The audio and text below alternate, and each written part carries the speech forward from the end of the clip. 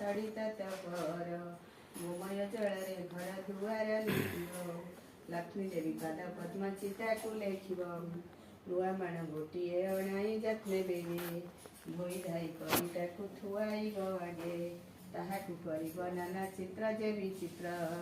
ଚାଉଳକୁ ବାଟି ଚିତା ଲେଖିବ ସମସ୍ତ ତହିଁ ସ୍ନାନ କରି ଆସି ହୋଇ ସୂଚିବନ୍ତ ଚଉକି ବା ଖଟୁଳିରେ ଆଣିବ ତୁରିତ ତାକୁ ଧୋଇ ତାର ପାର ପରେ ଦେବ ନୂଆ ଧାନ ରଙ୍ଗ କଳା ନହି ହୋଇଥିବ ଶୁକ୍ଳ ବର୍ଣ୍ଣ ତହୁଁ କିଛି କୁଢ଼ାଇ ଯେ ସେ ନୂଆ ମାଣରେ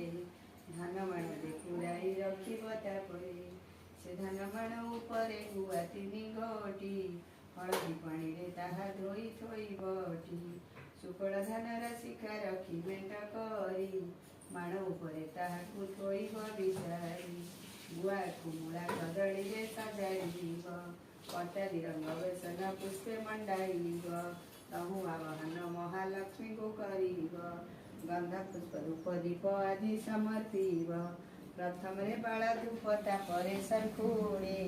ଏପରି କରିବ 3 ଧୂପକୁ ସଜାଡ଼ି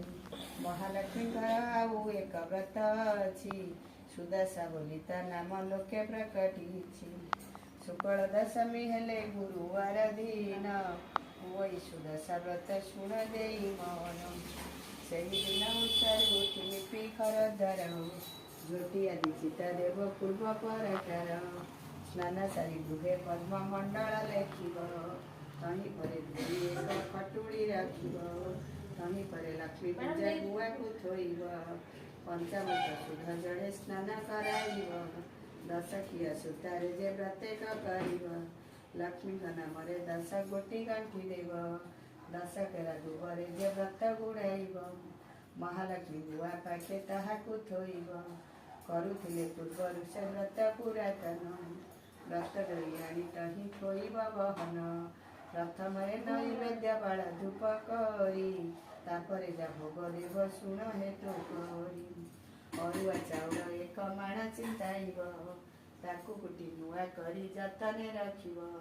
କଦଳୀ ନଡ଼ିଆ ଛେନା ଆଦି 10 ପୁର ଦେଇ 10 ଗୋଟି ମଣ୍ଡା କରିବ ସତର ମହାଲକ୍ଷ୍ମୀଙ୍କୁ ତା ପୂଜା କରି ଭକ୍ତି ଚିତେ ସେ ପ୍ରସାଦ ଖାଇ ଦିନ ବଞ୍ଚିବ ଯେ ସୁତେ ମହାଲକ୍ଷ୍ମୀ ପ୍ରସାଦ ଯେ ପରକୁ ନ ଦେବ ବିଭା ହୋଇଥିବା ଝିଅ ସୁଧା ନ ଖାଇବ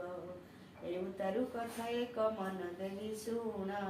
ଗୁରୁବାର ଦିନ ଯେଉଁ କଥା ନିବାରଣ ସେ କଥା କହୁଅଛି ଏବେ ସାଧବାଡ଼ି।